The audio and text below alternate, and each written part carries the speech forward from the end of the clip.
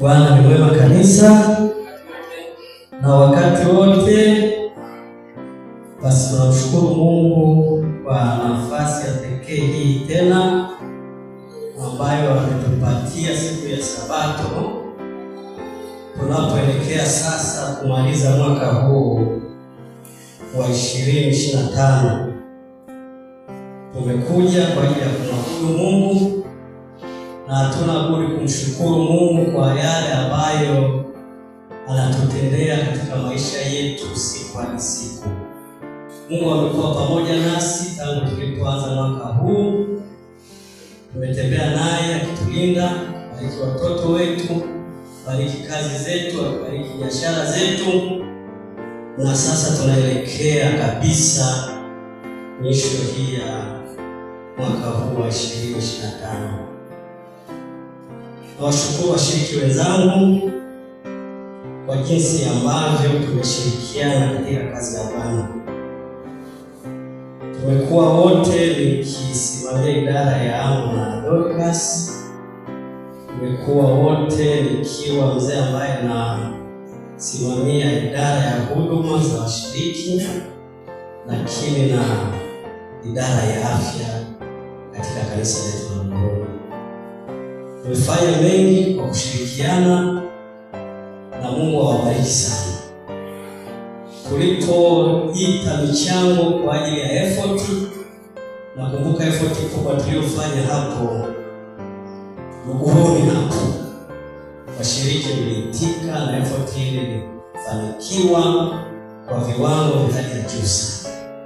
Na tulipokuja kusema kwamba tuna huduma idara ya Amo na Dorcas, tulipoitana washiriki waliitikia. Mungu awabariki sana. Tulipokuja kwenye makambi, michango ya makambi, washiriki wa Luguruni wasikifu mliitikia, na Mungu awabariki sana. Sasa tuna effort ya kufunga mwaka ambayo wazee wa kanisa wameshatamka na imeshatangazwa. Effort hii tulikuwa tumeipanga tuifanye effort ya hadhara kupitia kanisa mahalia,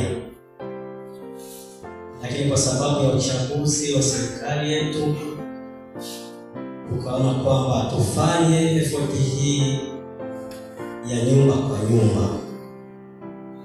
Tumeshatangaziwa, na mimi ninaomba nilipandikize kwenye akili zenu kwamba tuna effort hiyo, na effort hii ambayo itafanyika kuanzia tarehe 1 mwezi wa 12 hadi 20, tutahitimisha na Sabato ya wageni katika kanisa letu. Tutashirikiana na watu wa shule ya Sabato na washiriki wote kwa ujumla katika kanisa letu kuandaa matukio haya mawili. Effort hiyo ya nyumba kwa nyumba, hatimaye Sabato ya wageni. Na kusudi letu kuu ni kuwafikia wale ambao bado hawajafikiwa, na kwa neema ya Bwana tuwalete kwa Bwana. Mwisho wa effort hizi tutakuwa na ubatizo. Mshiriki wa washiriki wa kanisa la Luguruni ni wasihi sasa kwamba wajiandae hivyo kwa tukio hilo ambalo tunaenda kumaliza nalo mwaka. Yamkini katika mwaka huu ulikuwa na vipaumbele vyako, lakini siku moja nilisimama mahali hapa akasema katika maisha yetu ya Kikristo ni bora kipaumbele chako namba 1 ukamweka Mungu kwanza. Na mwaka unapoisha sasa, fanya tathmini malengo yako uliyoyaweka katika mwaka mzima, uje ufanye ile evaluation, uje ufanye tathmini, uje uone kwamba umefanikiwa wapi na wapi kufanikiwa. Pale mahali ambapo kufanikiwa sasa uanze napo. Mwaka huu katika uinjilisti katika kanisa letu la Luguruni tumefanikiwa. Sasa tumalize kwa mafanikio makubwa. Makundi yetu yale ambayo tunayatumia idara ile ya majengo iliyatengeneza na sisi tukayachukua kwa sababu tuliona kwamba ni mpango mzuri, basi tunatumie. Wale viongozi wa makundi yale viwaombe kwa neema ya Bwana wakumbushie watu wenu. Tuweke kitu pale ili tufanye effort ile. Na kama unaweza ukawa na vitabu, hitaji letu pale kwenye effort yetu sisi ni vitabu na maji ambayo tutawapa wale wainjilisti. Tumeamua kufanya effort hii kwa kuwashirikisha wainjilisti wa mtaa wa Kibamba. Nafikiri Sabato ijayo katibu wa huduma anaweza akatusomea mahitaji ya shamba. Lakini sasa itoshe kusema kwamba wazo hilo liwe katika akili zetu kwa ajili ya kufanikisha jambo lile. Katika mwaka huu katika kanisa letu idara mbalimbali zimefanya kazi.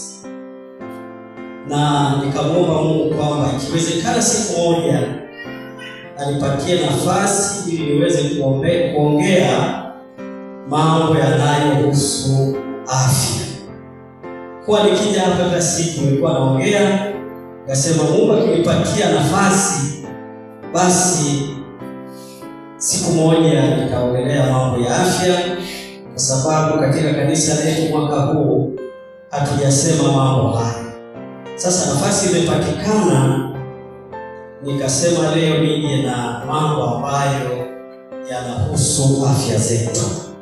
Wewe ukipenda kichwa cha somo andika tu afya itosha, kwa sababu sana tutaongea mambo yanayohusu nini? Yanayohusu afya. Mzee wa zamu sasa hivi ni saa 6 inaelekea saa 7, nitoe tu vidokezo hivi vichache. Mabinti wa kike nina somo leo. Wote ambao mko ndani ya kanisa nina somo leo, sitalitoa leo. Vijana wa kiume mlioko ndani ya kanisa nina somo leo, nalo sitalitoa leo kwa sababu ya muda. Wazee wa miaka 45 kwenda juu, 40 kwenda juu, mpaka mzee wangu mzee Nguve, kuna somo ambalo natuhusu, nalo sitalisema leo. Akina mama na somo leo kwangu. Kabla mwaka huu haujaisha, nitaomba mama wa Dorcas nitafutia kina mama wote. Vijana wenyewe nawaongeza na wazee. Mabinti nataka niongee na nyinyi siku moja matumizi ya kidonge fulani kinachoitwa P2. Kana hiyo pointi kichwani. Wazee kama mimi wa miaka hiyo 40 kwenda juu tumetangaziwa pekee. Tukienda kule tutaongea. Nitaongea jambo moja, kwa hiyo waalike wazee wote miaka 40 hapo na kuendelea, twende kule masomo atakayotolewa kule. Mzee unipe na mimi nafasi. Nitaongelea tatizo kanapoonekana kadogo lakini kakubwa, tezi dume. Kwa hiyo tuseme nataka tuongee kuhusu tezi dume. Tutoe zile vidokezo na viashiria. Lakini mabinti nimeshasema P2 na madhara yake. Kina mama je, sitasema. Je, mama Dorcas siku moja nitafutia kina mama tuongea mchana kabla mwaka uishe. Vijana kundi kubwa ndio kanisani hapo nitasema, sababu ya mambo idara inahusu, nitaongelea madhara yanayohusu masturbation. Hayo ni mambo ambayo nilikuwa nimeyapanga kwamba mwaka huu kabla haujaisha hayo makundi hayo yafikie, alafu tumalize mwaka kwa utukufu wa jina la Bwana. Sasa mtu akikuuliza kwamba afya ni nini, utasema nini? Mtu akaja akakuuliza kwamba hivi afya ni nini, Mwalimu Isaya, Mwalimu Mwango, mtaniwea razi nikubii, lakini ipo kimafundisho zaidi. Nikikosea zile taratibu za ufundishaji, basi nielewe. Ni somo ambalo liko kwenye Biblia, lakini kisemina zaidi, kimafundisho zaidi.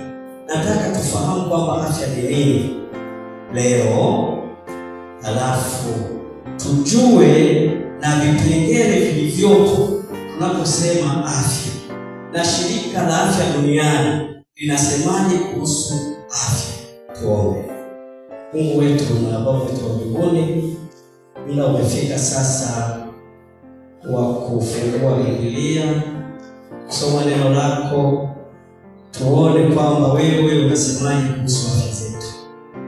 Tusaidie katika ibada hii ya leo na katika somo hili tukaelewe, ili tukatende sawa na mapenzi yako. Tunaomba kupitia jina la Mwokozi wetu Yesu. Amina. Kwaya zetu za kanisa, mimi nawashukuru sana. Nilikuwa namwambia mzee Amani hapo, mzee wa zangu, kwamba muda umesonga, lakini nitajitahidi sana.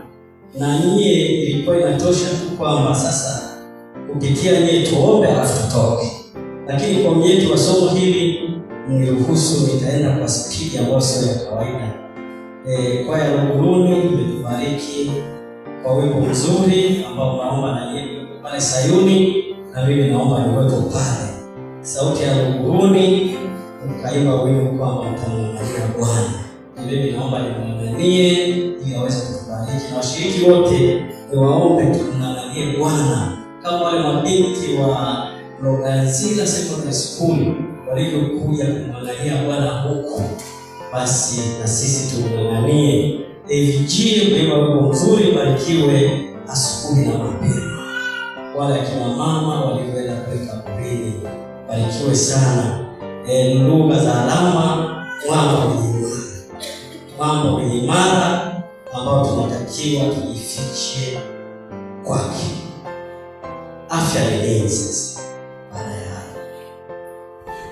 Afya ni hali ya ustawi kamili wa kimwili, kiakili, kijamii na kiroho.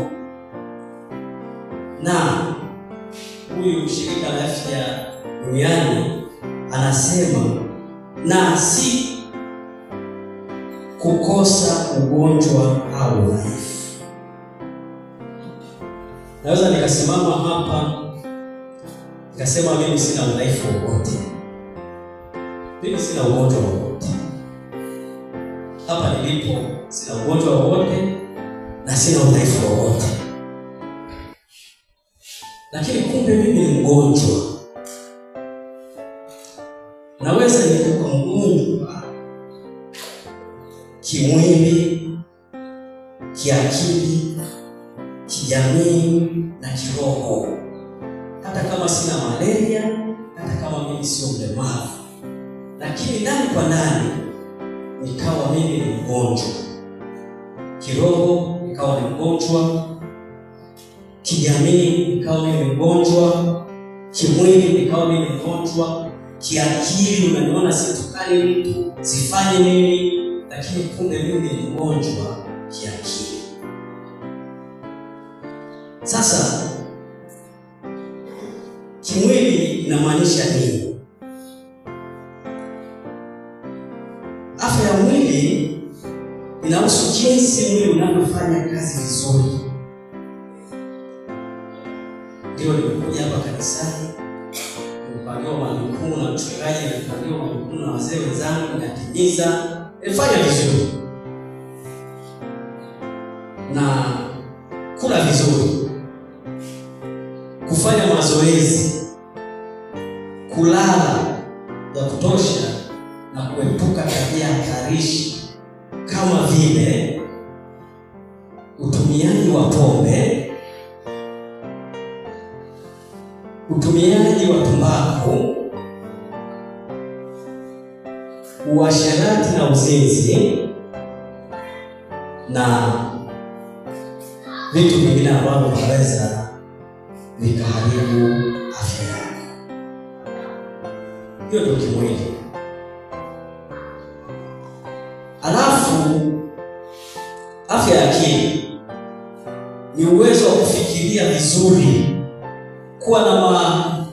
hisia chanya, kukabiliana na changamoto za maisha na kuwa na amani ya ndani. Afya ya akili. Kwa sababu nikasema pale mwanzo kwamba naweza nikaja hapa kanisani, wala sina ugomvi na mtafsiri wangu hapa, wala sina ugomvi na mtu yoyote, wala situkani mtu yoyote, wala sina, lakini akili zangu zinafikiria vitu ambavyo ni negative, vitu vya kurudi nyuma. Wenzako wakisema tujenge kanisa, wewe unasema upande ule mpya, hapana tusijenge. Wenzako wakisema kuna kapu na Dorcas, wewe unasema kwamba michango kanisani imezidi sana. Wewe unaumwa, wewe huna afya. Nataka niweke tafsiri hizi. Afya ya akili ni ule uwezo wa kufikiri vitu ambavyo ni positive, vitu ambavyo ni chanya, na ule uwezo wa kukabiliana na changamoto ambazo utakumbana nazo katika maisha. Hiyo ndio afya ya akili. Na afya ya kijamii ni ile hali ambayo sasa wewe, yaani utaonekana ni mgonjwa kweli kweli.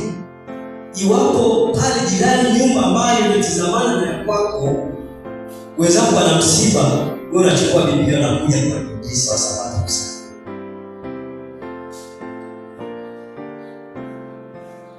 Unaumwa, hauna afya. Afya ya kijamii ni kule kushirikiana na jamii katika hali ziwazo zile, limradi zimtukuze nani? Mungu. Jirani amefiwa pale, wewe unachukua gari na unasema unaenda kanisani, na huenda ikawa umeshakutangazia kwamba saa 6 tunazika. Wewe unakuja kanisani, wewe unaumwa. Unless otherwise, uwe na jambo ambalo ni very critical, na uombe pale kwamba naenda kanisani mara moja, alafu narudi kwenye msingi.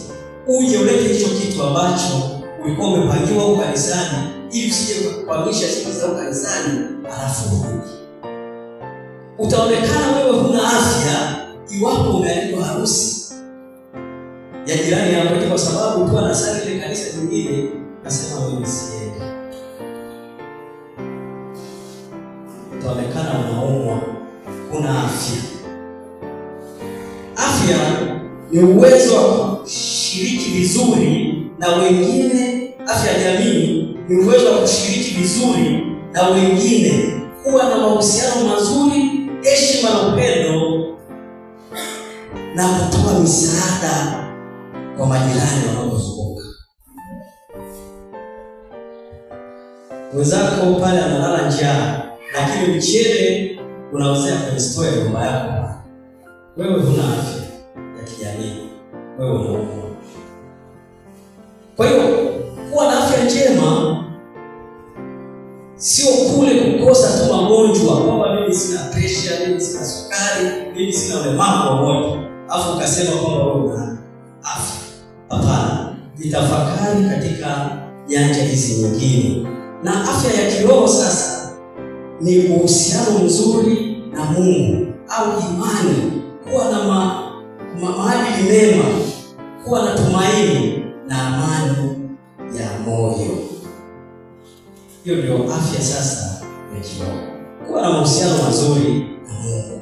Ukishakuwa na mahusiano mazuri na binadamu wenzako, horizontal relationship, sasa tunakuja kwenye mahusiano yale ya wewe na Mungu.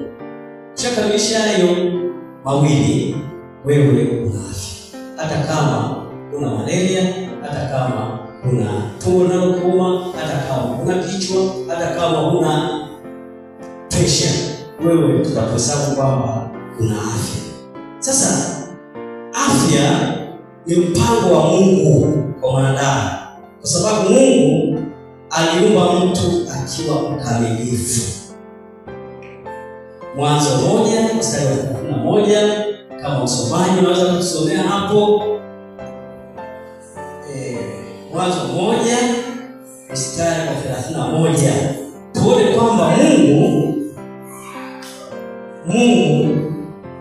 ni mpango wake kwamba tuwe na afya nzuri. Mwanzo 1:31 naweza tu nikasoma mwenyewe hapa. Mungu akaona kila kitu alichokifanya, na tazama ni chema sana. Ikawa jioni, ikawa asubuhi, siku ya sita.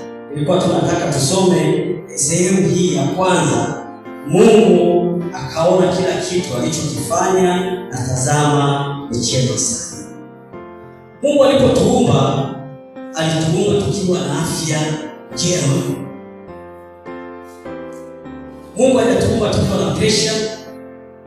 Mungu hajatuumba tukiwa na sukari. Mungu hajatuumba tukiwa na malaria. Mungu hajatuumba tukiwa na hizi ghasia zote ambazo tunaweza tukazitaja siku za leo.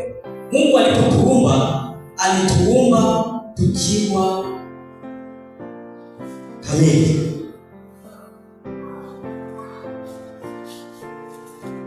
Sasa Wakorintho 6 mstari wa 19 na 20 fungu la kuu.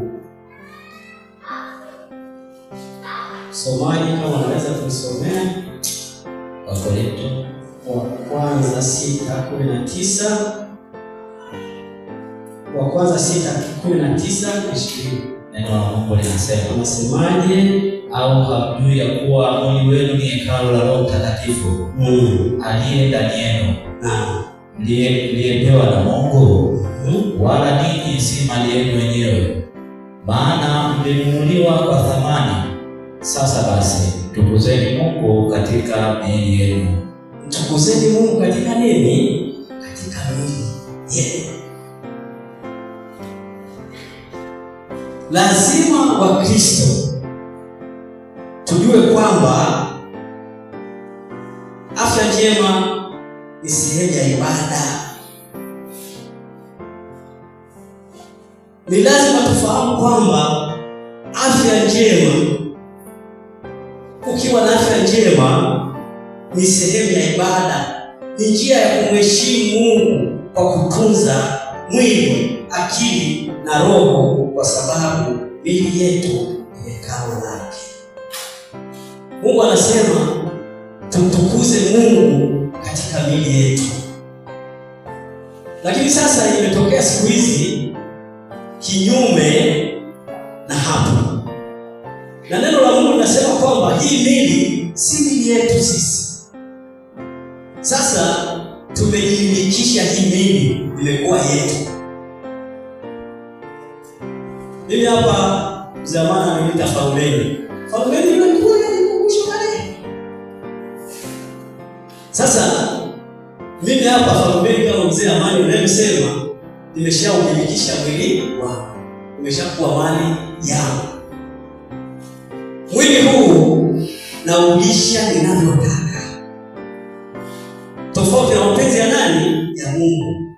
Mwili huu sasa nimeshaumilikisha na unywesha ninavyotaka. Ndipo sasa nakuja kwenye ile somo la vijana. Tumeshamilikisha nini? Hii miili yetu. Na neno la Mungu limetuambia hii miili si mali zetu sisi wenyewe. Inatupasa tumtukuze Mungu katika miili yetu. Kuna kinywaji kamoja kanaitwa Energy. Mzee kiongozi nilisema siku moja nikaongelea hili swali, na leo ndio niliongelea. Nisikilize vizuri. Kuna kinywaji fulani kanaitwa Energy. Mimi sitataja brand za watu. Hilo tu nachukua tu Energy. Sasa haka kinywaji ni kinywaji ambapo vijana wengi wanakapenda sana.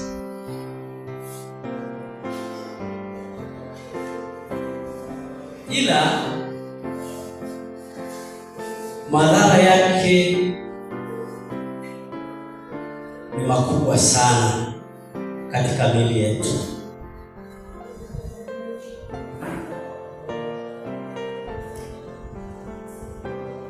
hiyo energy ambayo tunaitafuta kwenye kale ka kinywaji pale, ile energy ipo katika yale makundi mangapi? Matano ambayo tumepewa tule. Kundi la kwanza ni wanga, kundi la pili ni protein, kundi la tatu ni mafuta, kundi la nne ni vitamins, na kundi la tano ni madini. Siku hizi kuna kundi la sita, japo walimu wetu hawatufundishi hivyo, lakini lipo kundi la sita, kuna maji. Maji nayo yanaingia hapo. Hivi ndivyo ambavyo hiyo energy ambayo tunahitaji, tukitumia hivi vyakula vizuri, makundi haya matano ambayo nimetaja, tunaweza tukapata huko hiyo energy. Lakini sasa hivi tumetengenezewa artificial energy. Hapa sisi tunakunywa, tunafurahia kabisa.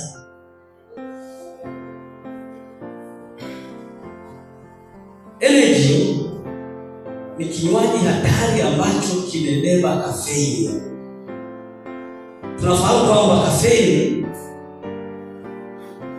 tunaipata kwenye majani ya chai, hasa yale ya kijani ile, na tunaipata kwenye nini?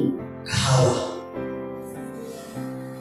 Hiyo vitu vile nilivyosema hivi, kahawa na majani ya chai tunapata kafeini. Lakini kwenye kile kinywaji kile kinachoitwa energy, sijui vijana mkinywa ile mnasoma zile mnasoma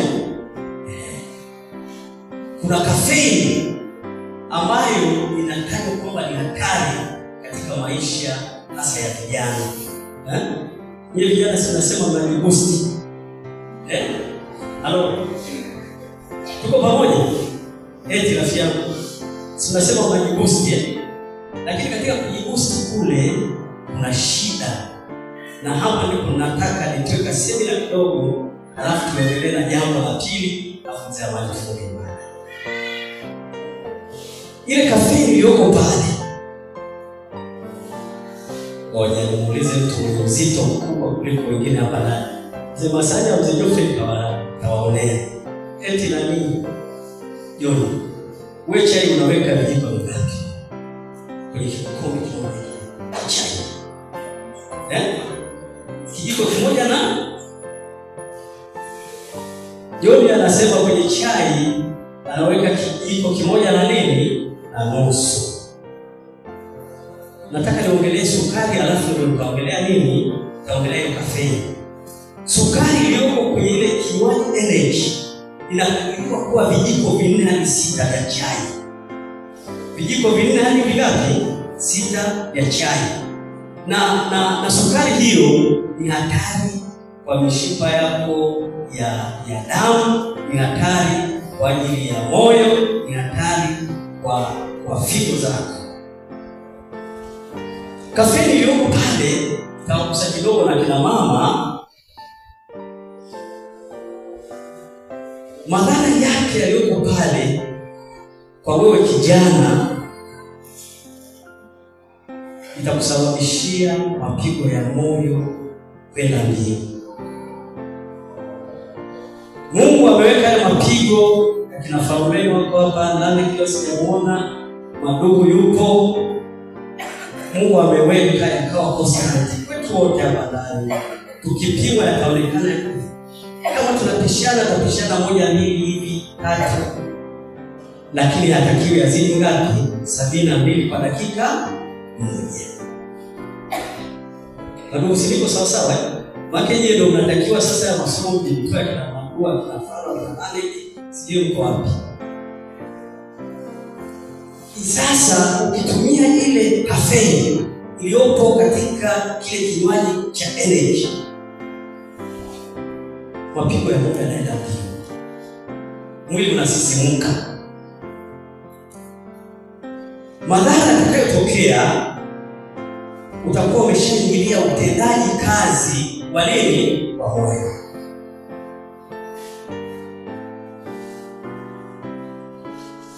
moyo unafanya kazi zaidi kuliko ilivyokuwa inatarajiwa.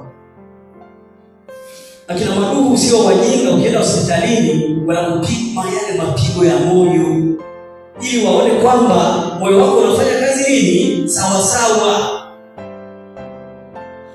Sasa wewe kwa sababu ya ulafi na kwa sababu umejimilikishia huo mwili kuwa mwili wako, na Mungu ametuambia huo mwili si wako, unakula vitu ambavyo vinakuja kuharibu nini viungo ambavyo Mungu ameviweka katika mwili wako ili ufanye kazi sawa sawa.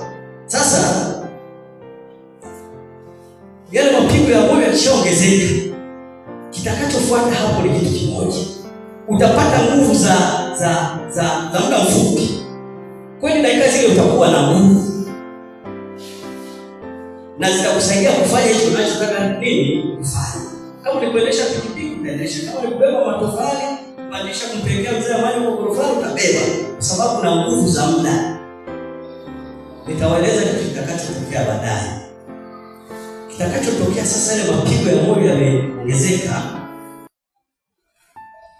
na wakati huo umekula sukari nyingi ambazo kwenye kinywaji hicho zinaenda kubana ile mishipa ya nini, ile kalba, ile sukari. Sasa sukari mwilini inabadilishwa inakuwa mafuta. Yale mafuta hakuna mahali pengine pa kuyapeleka, ile inaenda kutunzwa kwenye mishipa ya damu kule, kwenye moyo kule, kwenye sehemu fulani za mwili, tumbo na watu na vitambi. Sukari zimewekwa huko, zimebadilishwa kwa mafuta, zimetunzwa huko. Nyingine zinapelekwa kwenye mishipa ya damu. Kalba diameter ya ile mishipa inapungua. Kitakachotokea sasa, kupitia energy unaweza ukapata ugonjwa unaoitwa stroke, kiharusi. Madhara ya energy, kiharusi, utakosa usingizi, alafu unakuwa na wasiwasi. Kama unatumia tathmini kwa hivyo vitu, na wataalamu wanasema wasiwasi ndio unaanza. Unakuwa na wasiwasi, alafu moyo unatanuka. Moyo unatanuka kwa sababu gani? Unajitahidi kusukuma damu iliyoko, lakini kule kalba, zile diameter za mishipa damu zimebana. Sasa unasukuma kwa nguvu. Wale waliosoma physics, mzee engineer Kioko, unafahamu kwamba small area speed high pressure unasema ni lazima kubwa kidogo. Hivyo kwa hiyo madhara atakayoleta unaweza kusababisha mishipa midogo kupasuka na kupata kiharusi cha ghafla. Na kiharusi cha ghafla kinaweza kikakupelekea kifo. Ulikuwa umelala, kesho asubuhi umekufa. Kumbe umelala ukiwa umemeza au umekunywa nini? Energy. Mwili wako ni hekalu la Roho Mtakatifu na wala si mali yako. Tumtukuze Mungu katika miili yetu. Tumtukuze Mungu katika vinywaji tunavyokunywa. Tumtukuze Mungu katika vyakula tunavyokula. Sasa jambo la pili ni madhara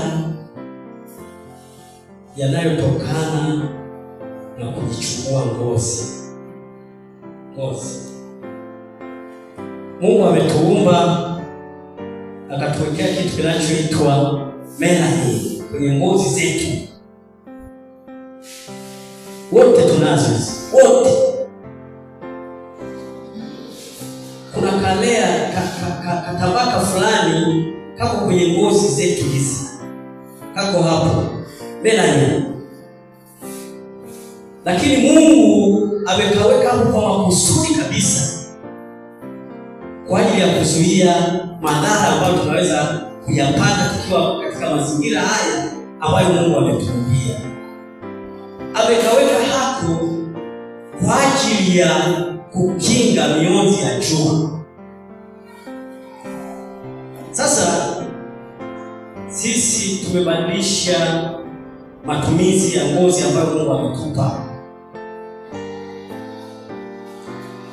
Tunaona kwamba kujiweka kuwa mweupe ndio fashion. Kutoa ile ngozi ambayo Mungu ameiweka pale kwenye ngozi yako ndio fashion na ni ustaarabu. Somaji, nisomee Wakorintho wa kwanza 3:19.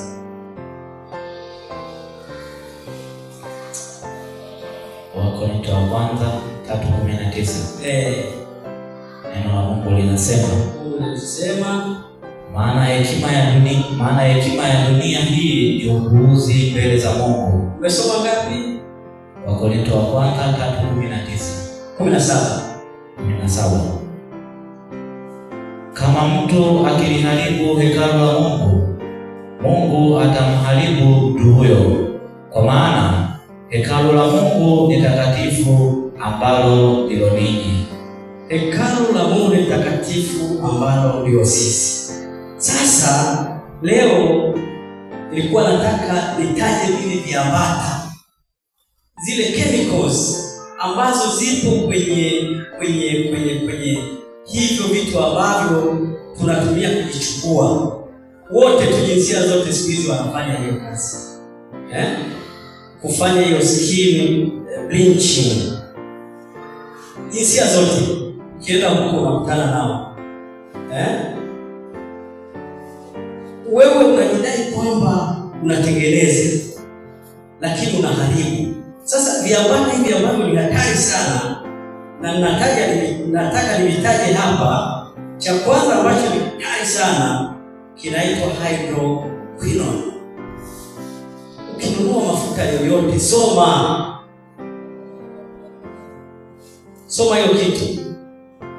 Kama ipo kwenye mafuta unayonunua, kwenye hiyo lotion unayonunua, kwenye hiyo cream unayonunua, acha usinunue.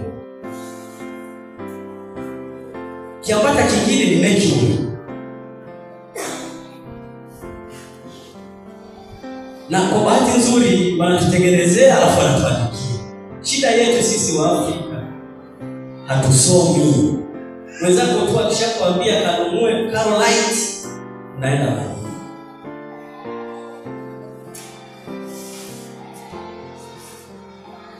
Neno la Mungu katika Korintho wa kwanza 3:17 anasema, ukiharibu hekalu la Mungu ambalo ndio wewe, na yeye atakuharibu. Anakuharibuje?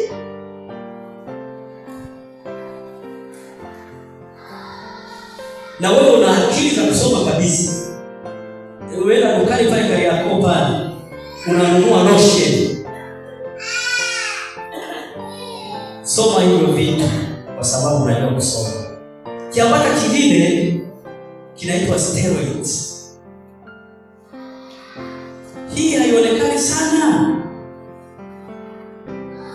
kwa sababu hata wakati mwingine hata mimi nishawaandikia wagonjwa wengi kiambata hiki. Kiambata hiki kimeingia kwenye modern medicine, kinatumika kutibia magonjwa ya allergy. Allergy kwa Kiswahili ni nzio Hii steroids ni kama hydrocortisone ambayo tunaitumia sana hospitalini, ni kama betamethasone ambayo tunaitumia sana. Ndio dawa hizo zipo. Na kuna cream zake ambazo tunazitumia hospitalini. Lakini sasa ile ya hospitalini utaiona ile pasenti yake.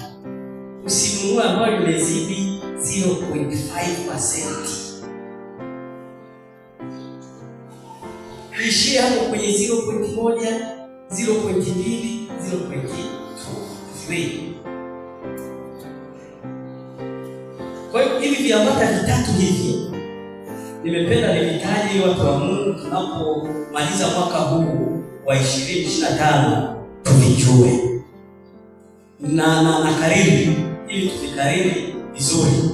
Cha kwanza nimesema inaitwa hydroquinone. Ya pili ni mercury ambayo inatumika sana kwa hospitalini inatumika. Ya tatu ni hiyo inaitwa steroid. Na watu wengi hufanya hivi wakidhani kwamba weupe ni mzuri au hali. Ukweli ni kwamba ni kuharibu ngozi na kuasi mpango wa uumbaji wa Mungu. Mungu amekuumba, ambaye Mungu akosei akaweka melanin hapo kwenye ngozi yako. Wewe unakuja unaitoa. Madhara yake unakuwa na madoa kama kenge, kama chui. Alafu madhara makubwa ambayo unaweza kuyajutia ni kupata kansa ya ngozi. Kisha sasa kwenye kansa hapo tena finito. Ngozi sawa inaweza ikajijenga kwa sababu Mungu wetu ni Mungu wa rehema, akaendelesha hiyo ngozi. Lakini ukipata madhara sasa, ukapata ajali, ukaenda sasa hospitalini, au madaktari watapata shida sana kukuhudumia. Wataitana kweli kweli, njoo bwana wewe, njoo na dharura, kumbe anakimbia ngozi mtu ambaye anajitakia yeye mwenyewe. Mwanzo 1:27 inasemaje? Mwanzo 1:27. Mwanzo 1:27 inasemaje? Mungu akaumba mtu kwa mfano wake. Ndiyo, kwa mfano wa Mungu. Kwa mfano wa Mungu alimuumba mwanamume na mwanamke aliwaumba. Naona Mungu alituumba kwa mfano wake. Mungu alituumba tukiwa perfect, tukiwa kamili. Sasa wewe unaonyesha kwamba una akili zaidi kuliko Mungu, unajiumba tena.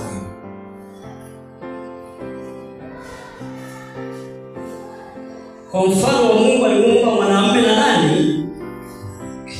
Alitumba tukiwa kamili. Mchana wa leo washiriki wenzangu, ni wasihi na kuwaomba kwamba ni mpango wa Mungu tuwe na afya njema. Si mpango wa Mungu kuharibu miili yetu aliyotuumba. Zaburi 139:14. Zaburi 139:14. Neno la Mungu linasema, nasemaje?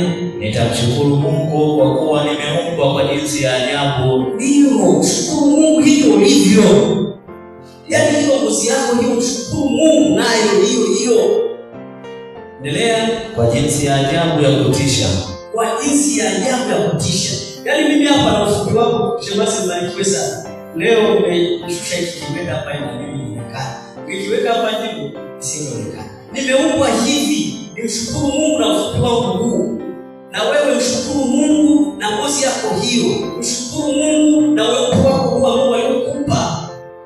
Ukiingiza madoido, madhara utakutana nayo. Alafu utakuja kutusumbua madaktari. Alafu wewe umesiri kabla hujaendelea kusoma utakuruhusu kusoma. Wale watu wanaochukua mimi wanapokuja kwenye kliniki yako na shangaa sana. Anajua alichofanya ni nini.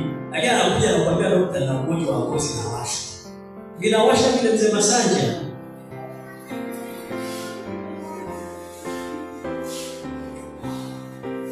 Yeye anakuja kabisa kuambia na washa. Lakini anajua alichofanya. Mimi akija anasema hapa nishapata zaka ya Bwana. Andika ndio sasa nitafanya.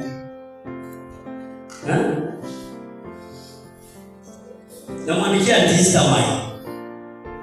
Nikiwa antihistamine hapo, hata kasi 2-3 hapo hawashi, afu nampa ushauri kwamba acha kutumia kitu fulani. Namtajia kabisa acha kutumia kitu fulani. Wewe unatumia kitu fulani, acha. Miezi 2-3 akija hapo ameshaanza kubadilika rangi, anakushukuru. Zamani, leo natoa semina tunahubiri. Hili ndio hubiri la leo. Tuendelee na hiyo Zaburi 139:14. Matendo yako ni ya ajabu. Matendo ya Mungu ni ya ajabu, na nafsi yako yajua sana. Naona si kwamba hizi Biblia tunazisoma zamani. Yaani zamani ndio ulivyoumba kwa jinsi ya pekee kweli. Kuna jamaa mmoja mtafiki yangu daktari kutoka hapa. Anaitwa Bwana Yona. Siku moja tukiwa naye tunajudi pale mgalo pale kodi ya watoto. Akaniambia, hivi huyu Mungu na idadi yake ikoje? Tulikuwa za usiku. Nikamwambia, kwa nini Bwana Yona? Akaniambia, aisee, tumezalisha watoto 5. Lakini hawafanani. Yaani watoto hawafanani. Kila mmoja na sura yake. Kila mmoja na sura. Hata sisi hapa ndani kanisani hapa leo. Hata kama rafiki yangu Mzee Tende utakuwa unafanana na mtoto wako, lakini kuna kitu tofauti. Yaani watu wanasema huyu mtoto anafanana na Mzee Tende. Lakini kiangalia sana utaona kuna kitu ambacho ni nini? Hayo ni matendo ya Mungu, ambayo ni matendo ya nini? Ya ajabu. Tunazaliwa, tunazalisha, lakini hatutakuja kufanana moja kwa moja. Labda kwenye hivyo DNA iko ndani. Hilo ndio tutafanana. Lakini sura hapa tunasema ni labda nafanana na familia pale, lakini mtu ukichunguza vizuri, kuna nini? Laidari ya Mungu ina sura za kila aina. Laidari ya Mungu ina rangi za kila aina. Laidari ya Mungu ina urefu wa kila. Mungu akiamua kukupa urefu anaamua yeye. Akiamua kukupa ufupi anakupa yeye. Sasa usijitafutie urefu wa kwako, usijitafutie ufupi wa kwako. Matendo ya Mungu ni matendo ya ajabu na ya kutisha. Tumeumbwa kwa jinsi ya nini? Ya pekee sana. Sasa tunakuja kuharibu huo pekee ambao Mungu ametuumba kwao. Hivi unajisikiaje mshiriki mwenzako? Yaani unaamua tu. Tena Biblia imekukaja kwamba huo mwili si wako. Tutumie kwa kumtukuza nani? Mungu. Wewe niwaambie kitu hiki. Roho wa Mungu akae mahali pachafu. Mimi mpenzi wa mpira na nicheza kweli mpira wa sasa. Lakini sasa hivi ukiangalia wale wachezaji wa sasa hivi, yaani mwili mzima umechorwa. Mwili mzima umechorwa.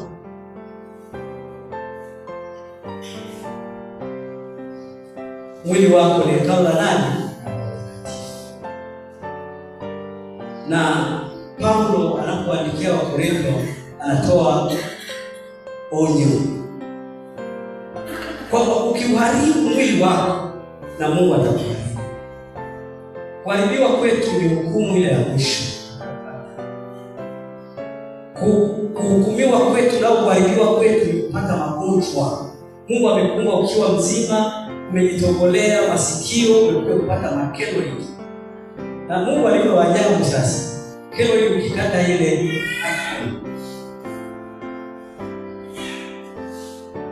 ukikata ile ninayoota huko wala watu kwa wasikia. Takata kesho na kesho kutwa kisha rudi. Ndio kuharibiwa huko. Mungu alikuwa kuwa mzuri. Ukaweka maneno yake. Neno la Mungu linasema kwamba tutaharibiwa na sisi. Sasa madhara ya kujichukua nishasema ni kupunguza hiyo ngozi ambayo inaitwa melanin. Alafu madhara yake sisi tutakuona wewe kama kenge, wewe sio kenge. Mambana, hivyo ndivyo hivi. Angalia kwenye vidole. Angalia kwenye vidole. Kwenye elbow joint, angalia sehemu zote ambazo kuna viungo. Utamjua mtu anayetumia hiyo. Sasa tutakuona sisi wewe kama kenge. Lakini nishasema kwamba wanawashwa sana. Watu hawa wanajichukua wanapata maambukizi ya ngozi, bacteria infection, kwa sababu ile ngozi ni laini sana. Bakteria hapo ni rahisi kuingia na kusababisha vijivu hapo na kadhalika. Lakini pia watu hawa wanakuwa na harufu tofauti. Wanatoa harufu ambayo si ile ya kawaida, ni harufu ya kukera wengine ambao umekaa nao karibu. Sasa na kwa nini wanajichukua? Mimi nilipokuwa nafuatilia haya mambo nikacheka kweli. Kumbe wanajichukua kwa sababu hawajiamini. Yaani hajiamini. Jinsi ndivyo hivi zamani sijiamini. Nikiwa hapo hata kazi kufanya asili. Lakini watu hawa wanatafuta kazi. Nilipokuwa nasoma hii article nilicheka. Kumbe kuna kazi zingine zinahitaji watu weupe. Wanatafuta kazi kupitia nini? Weupe. Lakini kasoma kitu kingine, wanatafuta umaridadi.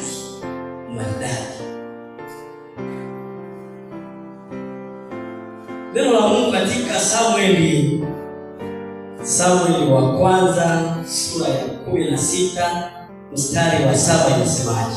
Tunapoelekea mwisho baada ya tusome. Samueli wa kwanza sura ya 16 mstari wa 17. Neno la Mungu linasema, basi Sauli akawaambia, sema, nitafutieni mtu aliyestadi wa kupiga kinubi, mkaniletee. Ndipo akajibu mmoja wa watumishi wake akasema, tazama, nimemwona mwana mmoja wa Yese Bethlehemi aliyestadi wa kupiga kinubi. Umesoma Samueli wa kwanza sura ya ngapi? Mstari wa ngapi? 17. Mstari wa 7. Mstari wa 7. Hebu soma. Lakini Bwana akamwambia Samueli, usimtazame uso wake, wala urefu wake, wala urefu wa kimo chake, kwa maana mimi nimemkataa. Bwana haangalii kama binadamu aangaliavyo. Bwana haangalii kama binadamu afanyaje? Aangaliavyo. Bwana anaangalia moyo. Hebu malizia. Maana wanadamu huitazama sura ya nje, bali Bwana hutazama moyo. Bwana hutazama moyo. Bwana anatazama moyo pia. Bwana anaangalia moyo wako. Bwana anaangalia una akili kiasi gani kwa ajili ya hiyo kazi ambayo unaitaka kwa ajili ya kuichukua. Bwana anaangalia moyo. Bwana anaangalia ngozi yako. Bwana haangalii kama binadamu anavyoangalia. Bwana anaangalia moyo wako. Chana kwa leo niwaombe washiriki wenzangu, kama tunataka kufanya usafi wa miili yetu, kama tunataka kujichukua, basi tujichukue mioyo yetu. Tujichukue mioyo yetu. Mioyo yetu ndio tutoe takataka zilizoko moyoni mwetu: uchawi, uzinzi, uasherati, wizi, usengenyaji. Hayo ndio tunatakiwa tuyatoe katika katika mioyo yetu. Lakini kama ni ngozi ya mwili ndio unataka unapambana nayo, my friend, umechelewa. Mungu yeye haangalii ngozi ya mtu. Sijaona mahali ambapo